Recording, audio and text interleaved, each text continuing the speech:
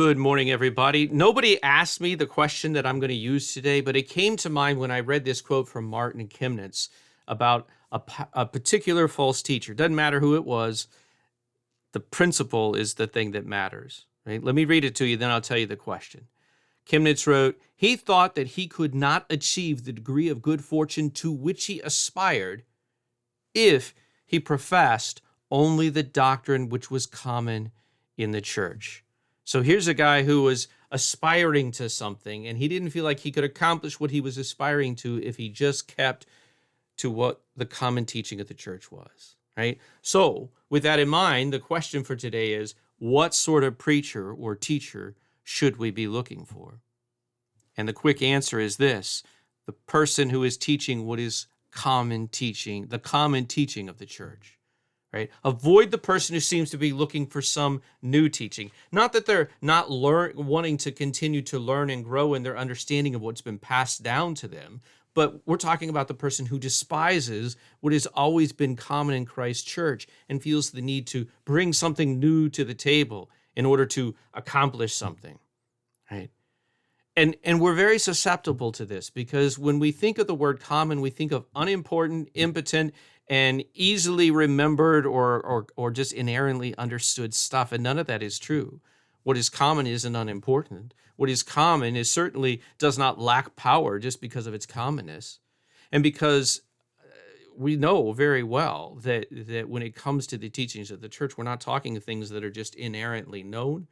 And we've proven over and over again, they're not easily remembered, these important teachings of the church. They need to be repeated over and over again because people wander, people forget, right? We also know this is true when it comes to the common teaching of the church.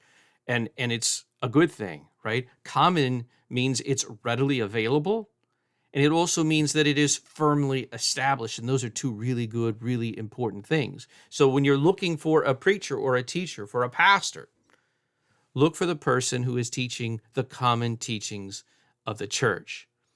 In fact, if we can find something that is both common, readily available, established, and good, wow, then we're in a really good position, right? We are really blessed. And just to make the point, this is not just true for us. Even Paul, an apostle, admitted this twice in 1 Corinthians 11, verse 23. He said, "For I received from the Lord what I also delivered to you." He didn't make it up.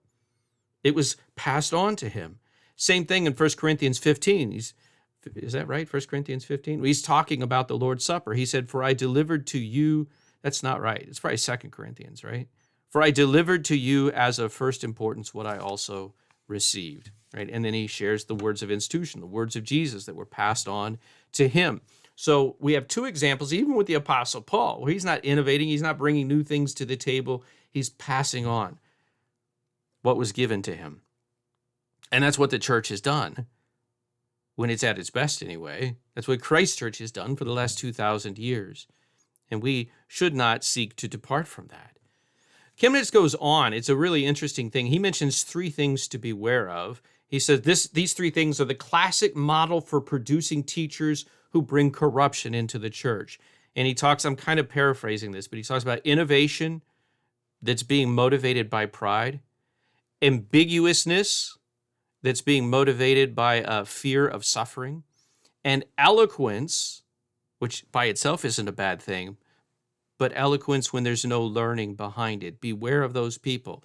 The eloquent without teaching, the people who are afraid and therefore are very convoluted, gray in their speaking, and then the person who is innovating, trying to bring something new to the table in order to do something great, something new, right? Beware of those three things when you're looking for a pastor, right? It reminds me of a C.S. Lewis quote that I wrote down. He says, "Lazy schoolboys attempting eloquence before they learn grammar." He was, well, it doesn't matter again who he was talking about, but it's such a wonderful little phrase. Lazy schoolboys attempting eloquence before they learn the grammar. Avoid that person. We all have lots to learn, right? And we continue to dive into what has been passed down to us, and to take it to heart. But beware the person who has set all of that aside and has nothing to share with you but their own heart. Watch out for that. All right. Hopefully that's helpful. As always, interested in your comments. God bless you all. God bless your week.